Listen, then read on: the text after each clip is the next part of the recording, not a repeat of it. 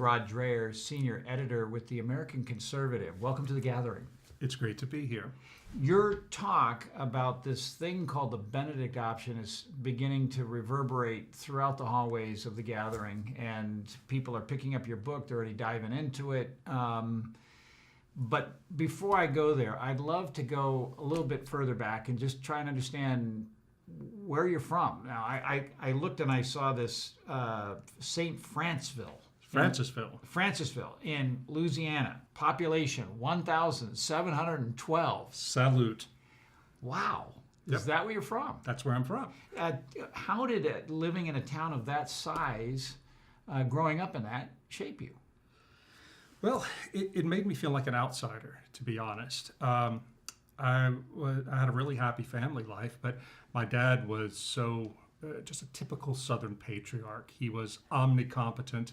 He was the first in his family to go to college, but he also knew how to fix anything, how to grow anything, how to hunt for anything, how to fish for anything. And he wanted nothing more than a son. Well, he got me, and I couldn't do any of that and didn't want to know how to do it. So no passion for these things that you saw your father doing? No. I just wanted to read. And I can remember as a very small boy, before I started kindergarten, I had these two great aunts. I say great aunts. They were my great aunts. They were in their 70s, had been born in the tail end of the 19th century, Lois and Hilda. Lois and Hilda had been Red Cross nurses in World War I. And by the time I got to know them at the end of their life, they were living in a little cabin at the end of a pecan orchard near where I grew up. And my mom would give me a couple of extra diapers and let me walk to their house in the morning and spend the day with them. And those old ladies had lived such adventurous lives. And I would sit with them on their red leather sofa under the Audubon elephant folio prints that they had collected. Wow. And they would spread out on our laps an atlas and tell me all the places they had been in the world. And they had a photo album of their years in France at the front during the Great War. And I was completely captivated by them. And I can remember them telling me things. We would read the newspaper together, and I can remember these magical words: Kissinger, Moscow, Brezhnev.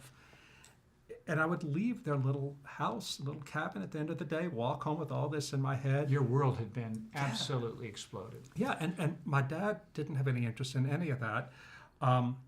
But I look back at those old ladies and that time spent at their knee learning about the world. It's so formative. It was almost like walking through a magic armoire or something, and they put in me a capacity for wonder and a desire to want to travel and learn about the world. And I've never forgotten it.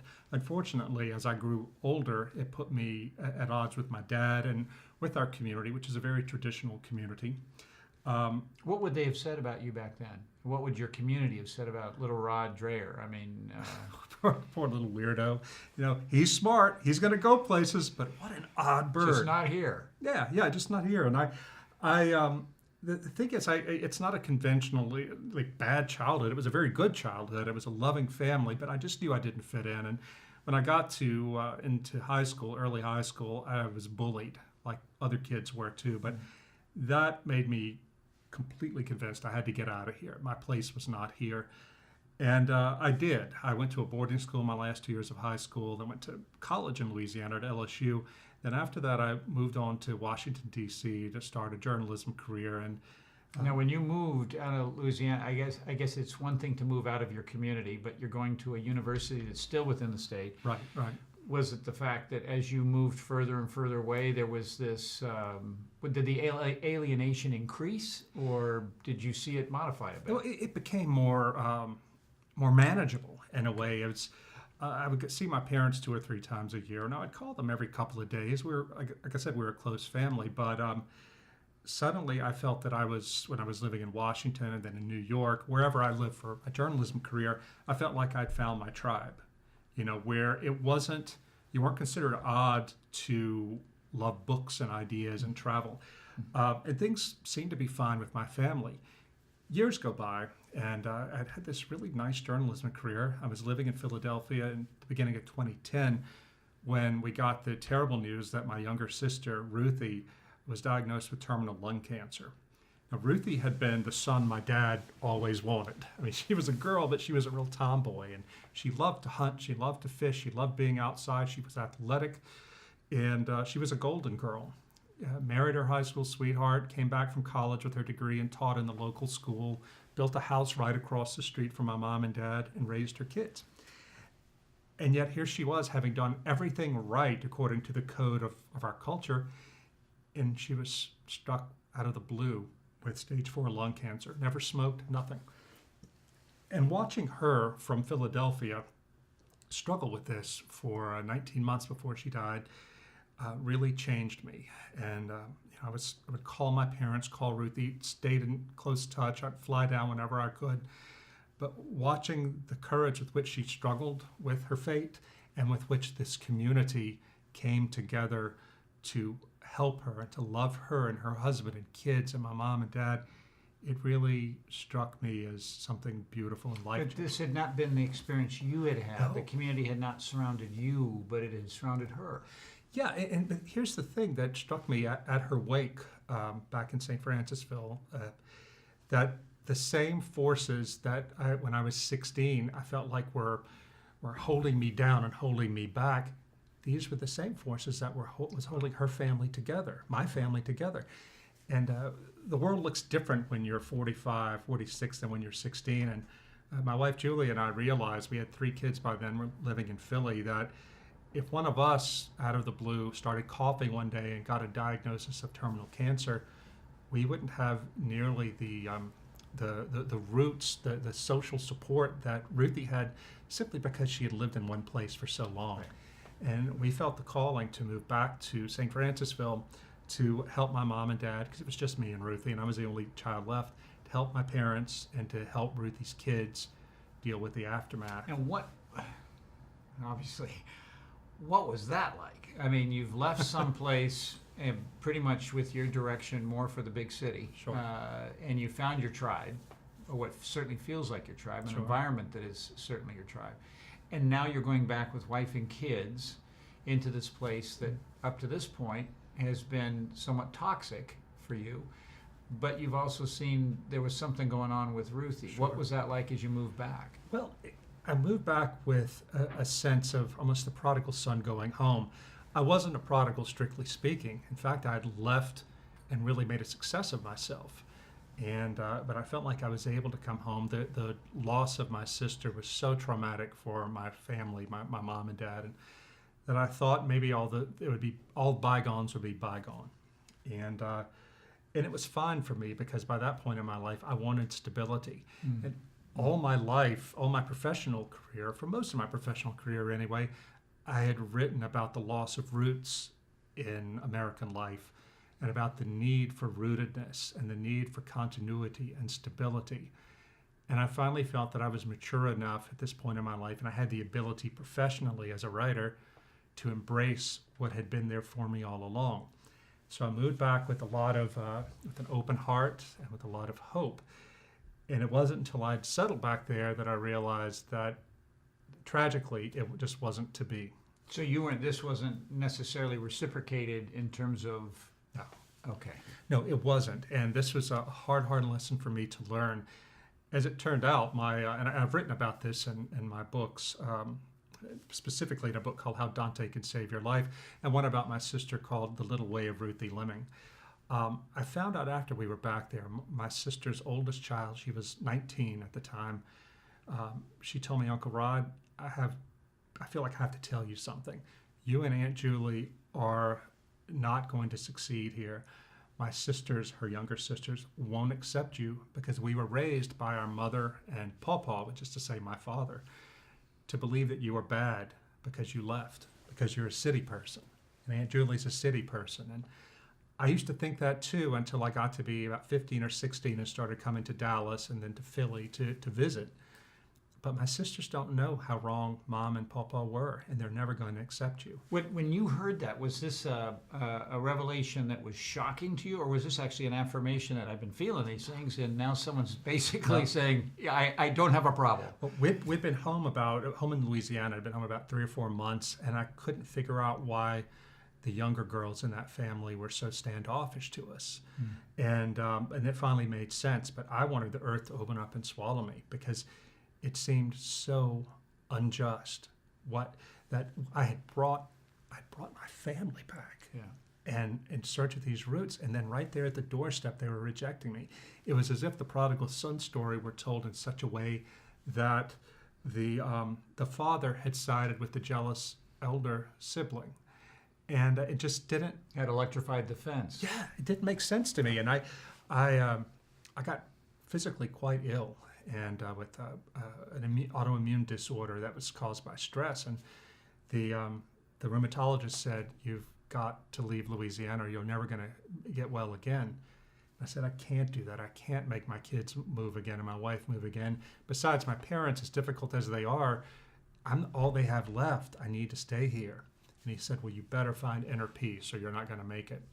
So God used it for good in a powerful way, because I began reading, by complete happenstance, the Divine Comedy of Dante Alighieri. By the way, I don't know of many doctors that actually would prescribe that as medicine for someone dealing with autoimmune or depression, but it obviously... Well, he didn't. This is the weirdest thing. I started to see a therapist at my wife's insistence.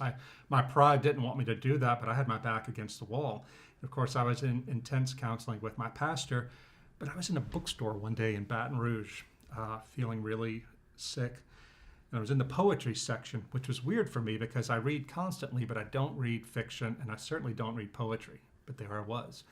And there on the top shelf was the Divine Comedy of Dante's Inferno, then the Purgatorio, and the Paradiso. You hadn't read this before? No. I was so poorly educated, but I looked at it and thought, this is the kind of book I wish I had read, but it's too late for me now. I missed it in college, I missed it in high school, and it's really like climbing a literary Mount Everest, but boy, it would have been nice. But I pulled it off the shelf anyway, opened it to the first page, the first lines of the Inferno, and they read, "In the middle of the journey of our life, I came to myself in a dark wood, for I had lost the straight path." It hit me. This is me. He's talking about me. I'm 45, 46 years old, and I thought I was making the journey home, and suddenly I am in a dark wood and don't know what to do. Well, I didn't know it at the time, but the Divine Comedy was written by Dante in the 14th century after his exile from Florence. He had been on top of the world, done everything right, and suddenly, because he got on the wrong side of politics, he was exiled. He had all his money taken. He couldn't see his family again. He was disgraced, and they said, "If you come back to your city, to Florence, we'll kill you." So he had to spend the rest of his life wondering, "God, why did you allow this to happen to me? What did I do wrong?" And the answer he came up with was the Divine Comedy. So I started on this journey with Dante through the Inferno, and then, of course, part 2, the Purgatorio, then to Paradiso, where ultimately he reaches the throne of God. And I read it not as a literary artifact or as an entertaining story. I read it as a man who was drowning, and he was looking for something to hold on to save his life. And what happened was, it was really a journey into my own heart, into caves within my heart where dragons were hiding, and I didn't know they were there. And it was a journey of not only of self-discovery, but of repentance, because I learned as I moved with Dante through there, I could see how these people he was encountering, these sinners, I could see where that was implicating me. And ultimately, I saw that I had made an idol of family. I had made an idol of place. I had made an idol of the institutional church. And most of all, I had made an idol of my father, who was a good man. He's dead now, but he was a good man. But he wasn't God. And I had never believed that God loved me. I knew he did as a matter of faith. Of course God loves me. He's God. He has to love me. But I knew he didn't approve of me. But suddenly, reading Dante, I came to a real experience of metanoia, of repentance, when I realized I had confused God the Father with my own father. And I had gone down such a wrong path. So I went to confession. I'm an Eastern Orthodox Christian. We have confession. And I repented. I told my priest, "I'm an idol worshiper." He looked at me like, "What?" I said, No, I really am. I've made a false idol of family and place and my dad. So I repented of it. And then that's when the healing started. I began to feel deep down for the first time the love of God the father for me. But I also had to struggle with anger at my own father and my family, my mom, my sister's kids, over the injustice of all this. Sure. And Dante helped me with that too. Ultimately, I was able to reconcile with my dad before he died at home, and he died with me holding his hand. And I had always, all my life, all my adult life, thought the day he dies is going to be an apocalypse for me. And in fact, I even warned my wife as we were, right after we got married, just so you know, it's going to be bad. And yet, there we were on the day, and I was holding his hand and praying for him and with him. And I'd lived with him in his bedroom for the previous 9 days. My dad, who had been such a negative figure in many ways, despite himself, even though he was such a good man. And there was nothing but peace. And I realized later that night, after we had seen my dad's body off at the funeral home and seen all the mourners away, this was God's gift to me through the Divine Comedy. The Lord spoke to me so powerfully through this work, this poem from the 14th century, and how unlikely that was, that here I am in the 21st century in Baton Rouge, Louisiana, that this Tuscan poet, the heart of this man, would speak to my heart and show me what the Lord had for me if only I would follow the Lord, submit to the Lord's will. And it's just an amazing story, but it brings me to the Benedict Option, because the Benedict Option is the fruit of a long search for roots, in the sense that we today in the 21st century, we live in a time of immense rootlessness. Senator Ben Sass at the gathering was talking about how this is only going to continue over the rest of our lives, and we have to figure out how to form community and stability in spite of it. That's what the Benedict Option is, and it's informed, although I didn't really know this myself until after the whole picture came into view, it's informed by a feeling of exile that's been with me since childhood, and a false homecoming I had, but one that led me to my true home, which is with the Lord in the church. Well, it's interesting. Let's go to the Benedict Option. That is the book that I'm hearing many people talk about. In fact, David Brooks has called this the most discussed and most important religious book of the decade. Not a bad reference, by the way. What is, you say that this has something to do with Francisville. Draw the connection here. Well, for me, St. Francisville was an icon of, it was where I'm from. It's a beautiful town. It's like Mayberry, but it's an earthly home. And that's, as I explained, that's where I made my mistake, thinking that if I just got back, found a way to return to my earthly home, everything would be fine. And that was an illusion. I think it's a common illusion. We disguise it a lot of times by saying, of course, there's no earthly utopia, but deep down we think that if we just move to the right place or join the right church or get the right job, then all our anxieties are going to be possibly wed ourselves to a certain culture. Exactly. And what you learn, or what I learned from the Divine Comedy, was that good things like family, like place, like serving your country, serving the church, and so on, can become sources of evil for us if we make them ultimate ends. God shines through these things and speaks to us through these things, but if we see them as ultimate ends, that's when we fail. And so many people today in our culture today are seeking rootedness.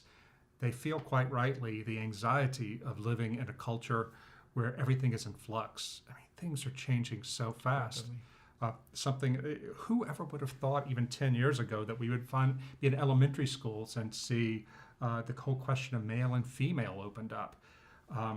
It's a revolutionary age, and I think people are pretty scared by what's happening, and they're right to be. This is alarming, as Senator Sass said in his speech at the gathering. We don't really have any example in history that's quite like this. What I wanted to do with the Benedict Option is to wake Christians up and help them to understand that we are in alarming times. There's been nothing like this before since the fall of the Roman Empire in 476. Out of the fall of the Roman Empire, which dissolved everything that people had known for centuries as being solid, St. Benedict of Nursia, a Christian layman, young Christian layman, realized, seeing all the chaos and decadence in the city of Rome, that he had to do something. He went and lived in a cave, of all things, for 3 years, prayed, fasted, and sought the Lord's will. When he came out, he felt a calling to start a religious order, to be a monk, and a vowed community. And he ended up writing what we call today the Rule of St. Benedict, which is just a little constitution for how to run a monastery. He called the monastery a school for the Lord's service. And when he died in the year 540, Benedict had founded 12 monasteries around Rome, around the outskirts of Rome. He could not possibly have known what those little acts of faith forming those communities could do for the world. Over the next 2 or 3 centuries, men flocked out of the chaos of barbarian-ruled Western Europe. They flocked into the monasteries. The monasteries spread like wildfire throughout Western Europe, which was lawless. The church was the only government they had. But these monasteries, slowly, by their faithful presence, by their witness, they preached to the people, they evangelized them, they taught them how to do simple things like grow crops, which all this knowledge that had been lost when Rome fell. And they taught some of them how to read. And they basically laid the groundwork for the rebirth of Christian civilization in Western Europe. So what I try to do with the Benedict option is to draw the eyes of contemporary Christians, lay Christians, living in a very different set of circumstances, to the example of St. Benedict and his monks who are still around today, and the stability and order they found, they created among themselves amid a time of great chaos and uncertainty. We can do the same thing here, but it's not going to be the sort of thing where we can move back to a St. Francisville. We're called to be in the world, and the world is wherever we are. There are no safe havens, but that just calls for us to be creative. Do you sense that the chaos, I mean, you may draw a comparison between Rome and the madness of Rome to, things that where people may need to pull away a bit today. Do you see a likeness? And if so, what do you see that you do some compare and contrast on Rome versus today? Well, the Roman Empire in the West fell, and we have to keep in mind at that time there was a Roman Empire in the East and the West. It stayed in the East for another 1,000 years, but in the West, there was a massive economic collapse, but not just an economic collapse, a collapse in all the structures of civilization. And it was felt in a dramatic way by St. Jerome over in the Holy Land, by St. Augustine. They knew what was coming, what was upon them. And Christians were terrified because this was everything they knew that made the world solid. But it was happening. And Augustine, at the City of God, he tried to help his people understand, find meaning in this, and to tell them that the Lord's hand is in this. We need to find a way to not place our hope in earthly things, but always live attentive to his voice. And I think today that manifests itself in the collapse of authority around us, institutional authority. It's dramatic when you look at the polls. People don't trust the government. They don't trust Congress. They don't trust the courts. They don't trust the media. They don't trust the institutional church. The military and small business are the only institutions of our society that have trust. That's part of it. But I think the biggest thing is not being able to find any stability anywhere. One of the concepts that I build the Benedict option on is called liquid modernity. It's a concept created by this sociologist named Zygmunt Bauman. And he said solid modernity came in around the time of the Enlightenment and the Industrial Revolution. Things were changing a lot. We had severed our roots from the Christian past at a very deep level, but everybody was still a Christian, and things were changing, but slowly enough to where we could adjust. But then sometime around the 20th century and thereafter, things sped up so much that modernity became liquid, in the sense that things were changing so fast that before things had a chance to stabilize, they were changing again. And this process has gotten more and more rapid. And this is the kind of thing we have to live in. Senator Sass said, this is just the world as it is today. We Christians have got to find ways to set up structures that can ride this wave, this liquid wave, and not be submerged by it. And I think that so many believers today, well-meaning men and women, don't understand the nature of the times, the radical nature of the times, and are not preparing for it. I say that we are a lot like Noah, and Noah, when he was building the ark, he must have had a lot of people making fun of him for being an alarmist, but he heard the voice of the Lord. Well, there are some, let's talk about some of those comments, because I think in just even doing some basic research, you begin to both bubble up people who are roundly supportive. By the way, your blogosphere is full of so many supporters of people who are reading what you're writing. It was really actually pretty amazing to see how much you are read around the world. But I also, in the midst of some of that, began to see folks who I didn't sense had read all your book. I sensed they read the beginning of it, and perhaps that's an issue you run into, where their comment was, I think what he's advocating is, just as Noah got into an ark, he kind of damned the people around him. They went off on their merry way, and the society kind of liquidated itself in a sense, while this other group attempted to preserve itself. I don't sense that's what you're saying. Right. Well, the ark metaphor is limited in that way, but what I'm trying to say, the reason I use it is I'm trying to say to people that talking about liquid modernity as a type of flood that obliterates everything. And we are in exile in a similar sense to how Dante was. Everything that made sense of his life when he was put into exile was taken from him, but he still had to figure out how to live.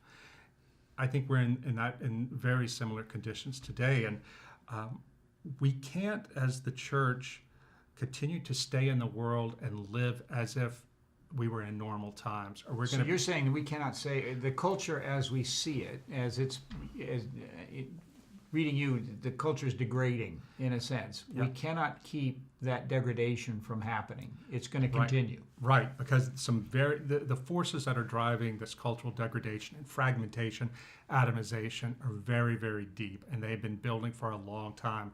A lot of Christians today like to think of the 1950s as a time of, that was the golden age. It's not. I mean, we had lots of problems then. There's never been a utopia since Eden. That said, we're not going to return to any kind of golden age, even a relative golden age anytime soon. We've got to ride this out. But I think that the thing that we have to keep in mind is we can't be completely open to the world in the sense of not putting up walls between ourselves and the world, some kind of walls for our own formation. The Benedictine monks, they are cloistered men and women. They're Benedictine nuns who live behind monastery walls. We're not called to do that literally. They have a teaching in the Rule of St. Benedict about hospitality. They are to receive visitors to the monastery as Christ himself, as if they were Christ. That said, there's a limit there. They do not let visitors have run of the monastery and interfere with their life, the formative life that they live, their prayers, their rituals, their work, and so on and so forth. I think there's a lesson in there for us Christians. We are to serve the world and be in the world. I think that as lay Christians, we have no choice.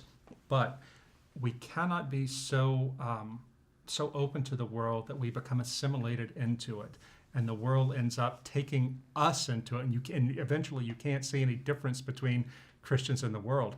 I like to tell people that if we're going to be Christ for this world, we have got to withdraw from the world for a period to build our communities, to deepen our knowledge of Scripture, to deepen our faith practices, so when we go out into the world, we can faithfully represent Christ.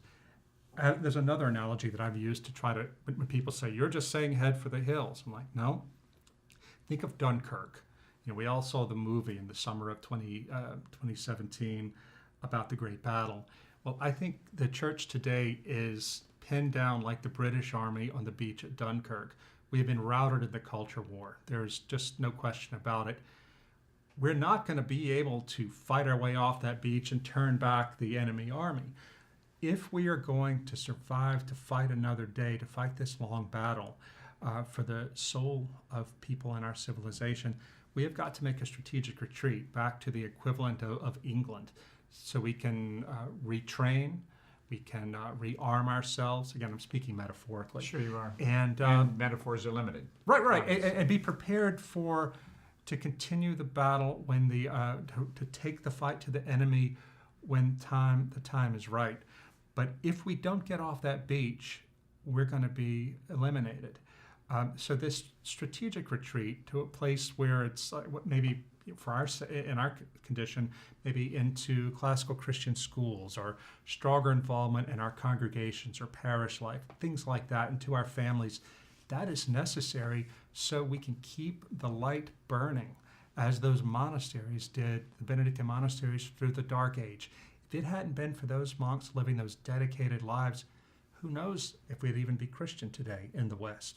One of the commenters talked a little bit about the Hebrews in Babylon and facing a situation in which a very actively against culture or against their culture, their religious culture, and yet the word from God was, and the prophets was, no, you're supposed to dig in.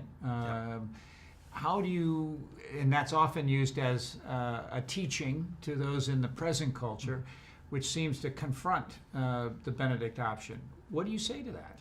Well, I think I'm guessing you're used to someone asking that question as well. No, it's a great question, because I really do believe that we're living in a Jeremiah 29 time where we have, for reasons we don't necessarily understand, been called to live in exile here. But God has his reasons. And all we could do is be faithful in that exile and dwell here in Babylon, so to speak, pray for the prosperity of the city and participate in it. But I tell people what we also have to remember is from the book of Daniel, the story of Shadrach, Meshach, and Abednego. These were Hebrews who served the king. That's how embedded they were in that society. But when Nebuchadnezzar ordered them to worship the false idol, they chose the prospect of death before apostasy.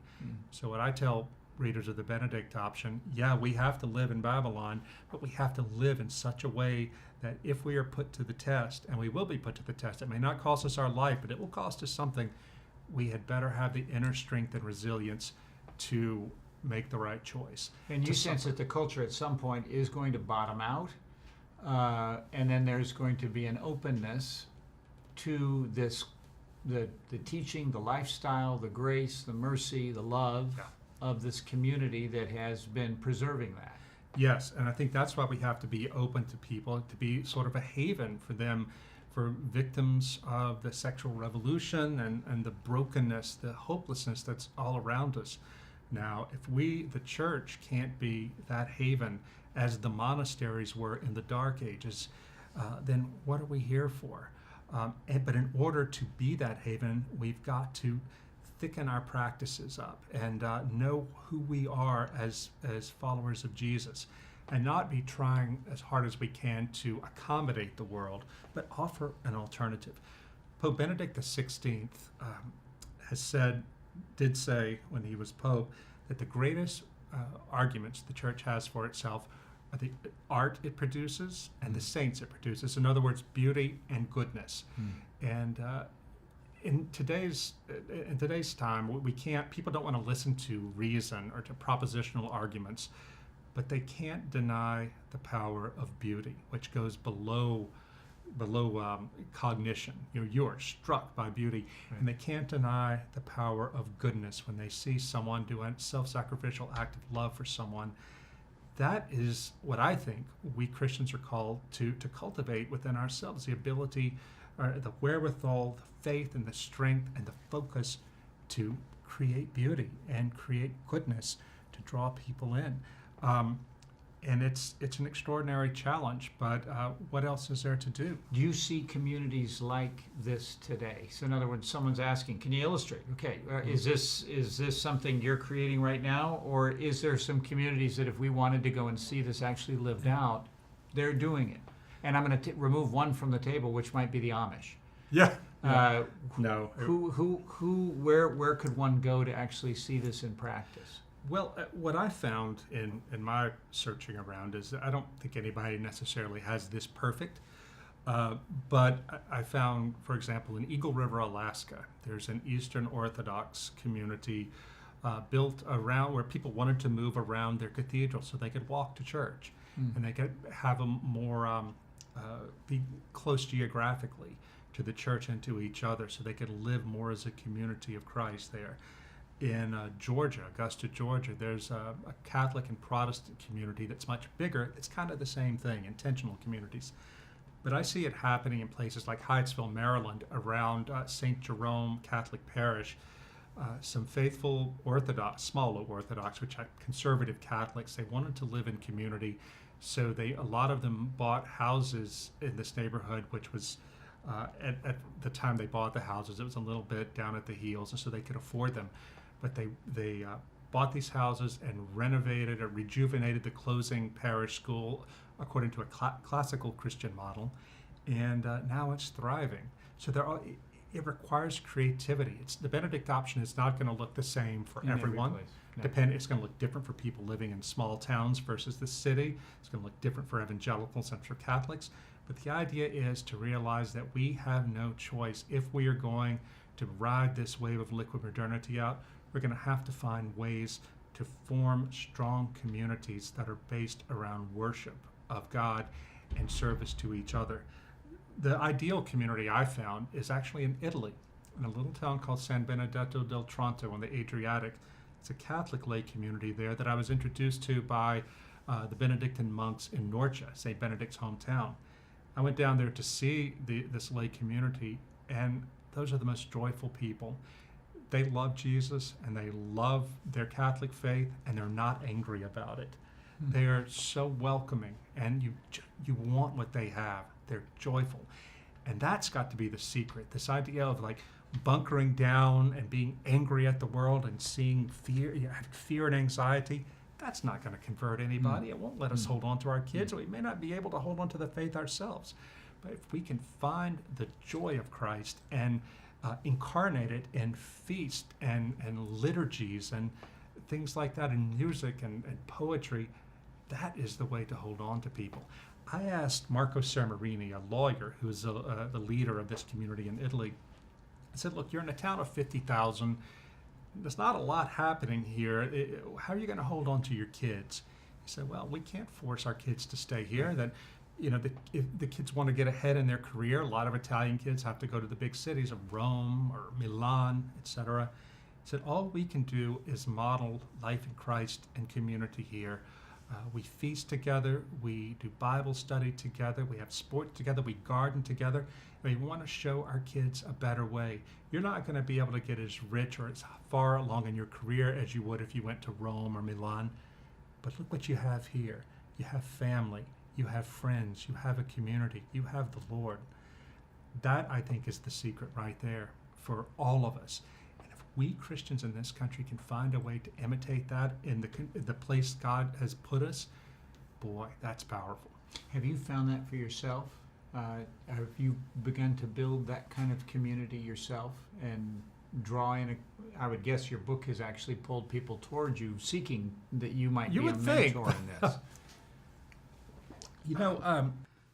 So we were living in St. Francisville out in the country, about 30 miles north of Baton Rouge, but about a year and a half ago, my wife and kids and I moved into Baton Rouge for Benedict Option reasons. After my father passed away around that time, our little mission church, our Orthodox mission church, had to close down because we just didn't have enough people to pay the priest. And our kids who were homeschooled were starting to go to a classical Christian school in Baton Rouge, again 30 miles to the south. My wife got a job teaching there because she loves teaching classical Christian education.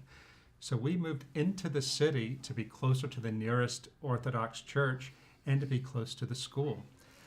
After my dad passed, I said to my wife, who's from Dallas, I said, look, sweetie, if you want to move back to Dallas, we can do that, because we had a great church community at the St. Seraphim Orthodox Cathedral there. We loved living in Dallas.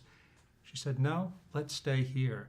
Our little church here, the little Orthodox church in Baton Rouge, it needs us. We need it. We need to be part of building something. And our school, Secular Classical Academy, it needs us too. And so the community needs you. You need the community. Yeah, and let's be part of building something.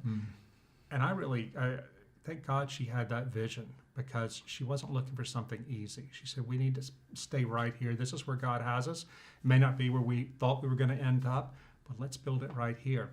So we're trying. We're working on that. One of the exciting things that I've found about this Benedict Option work is how many Christians all over the world are eager to be part of this. I wrote the book for the American church, but it turns out the book has just come out in France.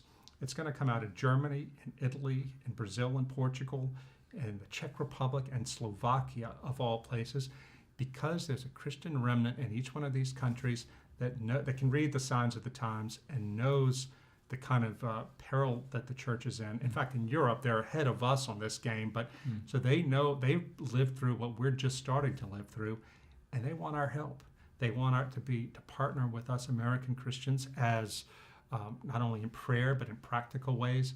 And they want to share the wisdom that they've gained in having to live with militant secularism, so to kind of help prepare us for what's to come. I'm excited by it because these networks are forming now, and I see they need to form now while there is time. I don't mean to sound apocalyptic, and I'm not one of these end times people. I mean, no man knows the day or the hour. I don't know if it's the end of the world, but it's the end of a world, in the same way that the fall of Rome was the end of a world. We're still going to be here. The question is, how are we going to be faithful to God in the time we're given? We have to remember, too, St. Benedict did not set out to save Rome or to make the empire great again. All he wanted to know how to do was to serve God faithfully in the time and the place he was given. And what he did, what he accomplished without meaning to, was probably to save the West. I don't know that we're going to save the West today. We shouldn't even try. We should try to be faithful and to build communities of resilience and fidelity and joy. And if God chooses to, he can save the West through us. But we have to be there through the darkness. It has to play itself out. And if you look at the polls today, so many young people are just falling away from the church left and right. We have to look at the situation realistically and repent. It's an old-fashioned word, but we have to do it. We have to do something differently because this is not working for us. I think the Benedict Option, I say in the book that it's a call to the church to work together. I don't have all the answers, but we're going to have to find these answers together. I say to the reader, who knows, maybe the new and very different St. Benedict God is calling out of this culture is you. Well, thank you for exercising your own calling. Thank you for the challenge to the church and to us at the gathering. We've deeply appreciated what you've had to say. It's a privilege. We need each other. We desperately need each other. And I go forward not in fear, but in confidence, because I've met people here at the gathering who have a real vision. And we're saying things like, oh, you've seen that too. Well, let's trade information, and so we can stay together and collaborate. I think it's a really exciting time and a wonderful work of God. Great. Thanks again for being here.